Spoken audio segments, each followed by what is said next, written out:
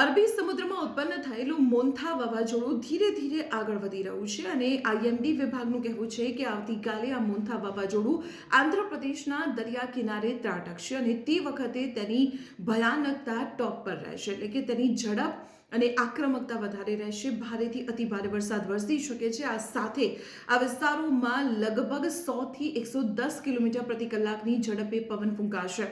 IMD વિભાગનું કહેવું છે કે જે અરબી સમુદ્રમાં ઉત્પન્ન થયેલું જે આ ચક્રવાત છે તેની અસર તામિલનાડુ, કેરળ, આંધ્રપ્રદેશ અને ઓડિશા જેવા રાજ્યોમાં સૌથી વધુ જોવા મળશે. જોકે તેની અસર છેલ્લા 3 દિવસથી દેશના ઘણા વિસ્તારોમાં જોવા મળી રહી છે. ગુજરાતમાં પણ વાતાવરણમાં પલટો આવ્યો છે અને છેલ્લા 3 દિવસથી સતત વરસાદી માહોલ જોવા મળી રહ્યો છે.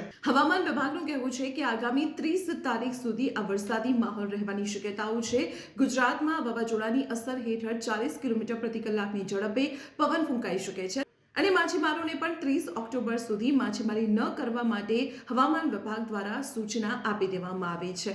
તો મોન્થા વાવાઝોડાની જે ભયાનકતા છે તેની સૌથી વધુ અસર 29 ઓક્ટોબર સુધી જે આંધ્રપ્રદેશ, તામિલનાડુ અને કેરળનો જે અને ઓડિશાનો જે દરિયાકાંઠાનો વિસ્તાર છે ત્યાં સૌથી વધુ જોવા મળશે. આવતીકાલે આંધ્રપ્રદેશ પર આ વાવાઝોડું ત્રાટકવાનું છે અને તે વખતે તેની ભયાનકતા ખૂબ જ વધારે રહેશે. જોકે આ આગાહીને જોતા ત્યાંનું વહીવટી તંત્ર પણ સતર્ક થઈ ગયું છે. હવે આપણે એ પણ ખ્યાલ હશે કે જે વાવાઝોડાના ચક્રવાતના જે નામ હોય છે તે અલગ અલગ દેશો તરફથી આપવામાં આવતા હોય છે. ત્યારે મોન્થા વાવાઝોડાનું નામ થાઈલેન્ડ તરફથી આપવામાં આવ્યું છે અને થાઈલેન્ડમાં મોન્થાનો અર્થ એક સુગંધિત ફૂલ થાય છે. તો આવી જ ઇન્ફોર્મેટિવ જાણકારી માટે આપ જોડાયેલા રહો સંદેશ ડિજિટલ સાથે.